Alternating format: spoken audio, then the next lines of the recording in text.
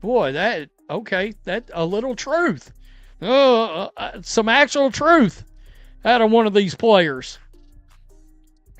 This is getting a little bit more interesting. We also learn about whether or not there is a current, what they call drop-dead date, meaning the season won't start on time, yada, yada, yada. The Executive Committee for the Women's National Basketball Players Association held a call Sunday to discuss the WNBA's latest collective bargaining agreement proposal, which arrived on Friday. At first, the conversation began with whispers, faint indications that something promising might finally be happening. After a process Stewart herself criticized as dragging on far longer than necessary, even the slightest hint of forward motion felt significant. For weeks, negotiations had seemed stuck in neutral, leaving players and fans alike wondering whether any real compromise was possible. So when reports surfaced suggesting a potential breakthrough, the news spread quickly, fueling cautious optimism throughout the basketball community. This tentative progress followed a crucial meeting of the Women's National Basketball Players Association Executive Committee, which gathered on a Sunday to carefully examine the league's latest proposal. The session wasn't casual or routine, it was intense, deliberate, and filled with high stakes. Committee members pored over details, analyzed language, and debated implications, all with the goal of aligning themselves around a unified position. That alone was telling. The need to get on the same page revealed that earlier stages of the process hadn't been entirely cohesive within the union itself. Internal disagreement isn't unusual in negotiations of this magnitude, but the fact that Stewart acknowledged it hinted at just how complex the situation had become. Differences in priorities, expectations, and strategies had created fractures that the players now needed to repair before they could effectively confront the league across the bargaining table. That effort to rebuild unity became a negotiation within a negotiation, a necessary step to ensure their collective voice carried strength and clarity. The Sunday meeting therefore represented more than a procedural review. It symbolized a turning point in how the players approached the talks. By working to resolve internal tensions, they aimed to present a consolidated front capable of pushing their demands forward with greater force. It was an attempt to transform scattered viewpoints into a single, focused message. Observers who looked closely recognized that this stage was just as important as any official discussion with league executives. Without unity, leverage weakens. With it, influence grows. Stewart's remarks suggested that the players understood this dynamic and were determined not to let earlier divisions undermine their cause. The process of healing those fractures may have been difficult, but it was essential if they hoped to achieve meaningful results. So while the outside world heard rumors of progress, those inside the process knew the reality was more intricate. The so-called breakthrough wasn't a finish line, it was a checkpoint. And reaching it required not only negotiation with the league, but also introspection and compromise among the players themselves. Asking for, get on the same page. My understanding, everybody was on the same page, right? Oh, that's right.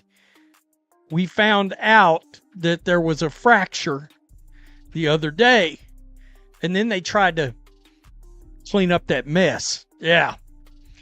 The WNBPA Vice President Breanna Stewart told CBS Sports in an exclusive interview Monday, the WNBA's proposal, the league's first response to the players' latest offer, which came more than 6 weeks ago, quote, didn't move much. Taken together, the developments Stewart described illustrate a negotiation process that is far from simple or linear.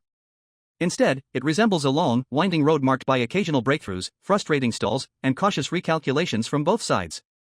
Each new proposal, each meeting, and each public statement adds another layer to a story that continues to evolve in real time. What might look from the outside like slow progress is, on the inside, a complex strategic contest shaped by competing priorities and long-term stakes. The current moment feels particularly pivotal because it sits at the intersection of possibility and uncertainty.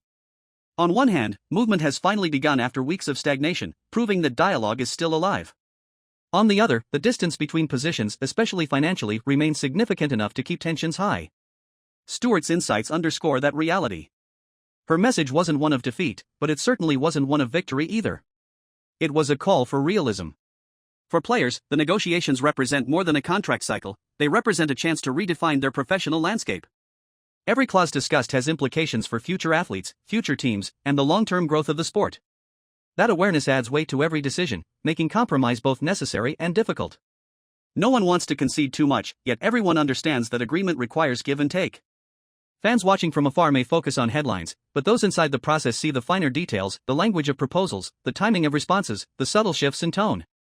These elements often determine outcomes just as much as headline numbers. Stewart's willingness to share her perspective offers a rare glimpse into that intricate world, revealing how negotiations truly unfold behind closed doors.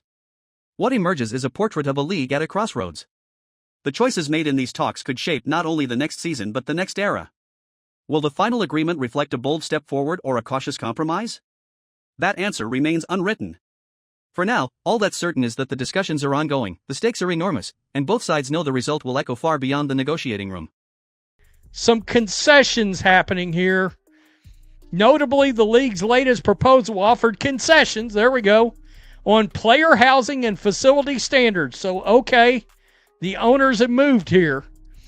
First-year players and players on minimum salary would be provided a one-bedroom apartment for the first 3 years of the CBA, while developmental players would be provided a studio apartment. A source familiar with negotiations confirmed to CBS Sports. Those players would receive a stipend.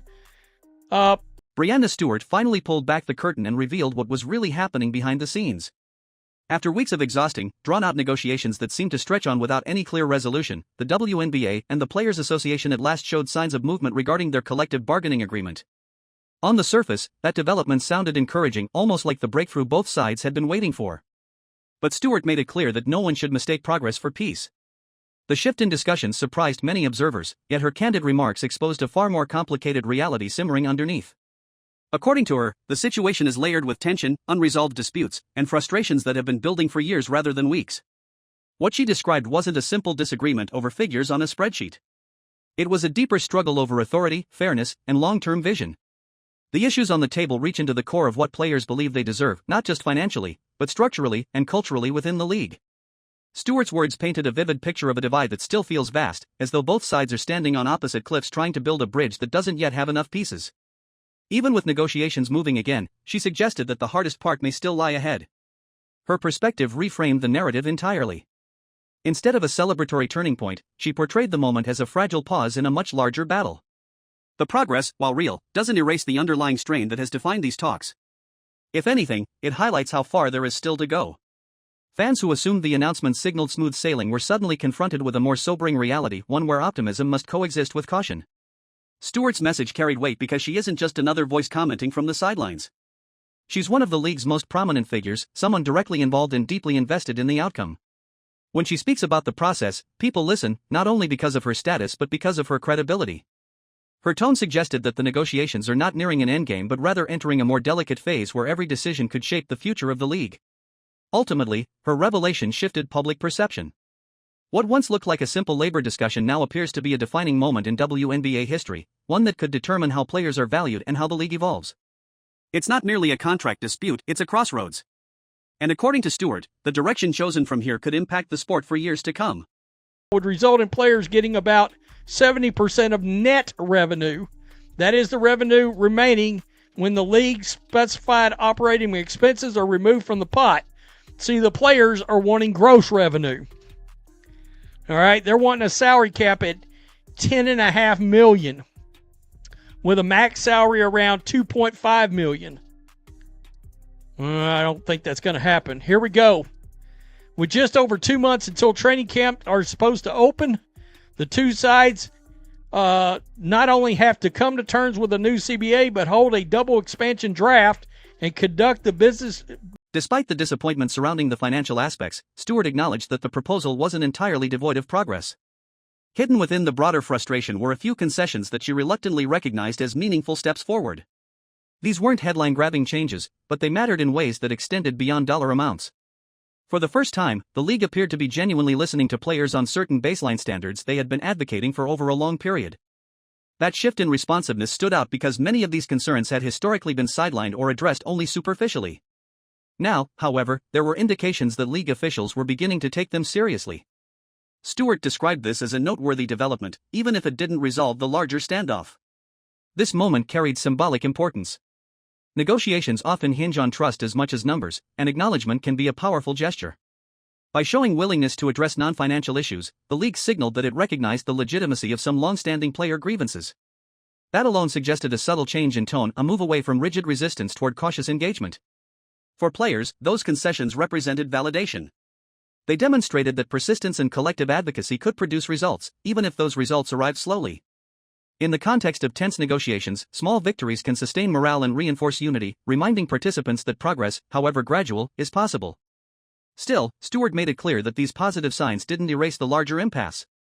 Financial terms remain the central battleground, and until significant movement occurs there, the overall conflict remains unresolved. The concessions function more like stepping stones than solutions, helpful, encouraging, but not sufficient on their own. Observers noted that this combination of frustration and cautious optimism is typical in high-stakes bargaining. One side offers limited ground, the other acknowledges it while continuing to push for more. It's a delicate dance, and each step can influence the next. In this case, the league's willingness to budge on certain standards hinted that further flexibility might eventually follow. For now, though, the situation sits in a fragile balance. Progress exists, but so does tension. And that dual reality is exactly what Stewart wanted the public to understand. Not only have to come to terms with the new CBA, but hold a double expansion draft and conduct the busiest free agency in league history. Quote, time is of the essence, Breanna Stewart said. Stewart added she does not know if there's a drop-dead date, at which point the league will no longer be able to start the season on time if there's no CBA in place. Quote, I think that both sides are very aware that it has gone on way longer than it needed to, but hopefully we can really start to be hearing each other and they hear us on things that are non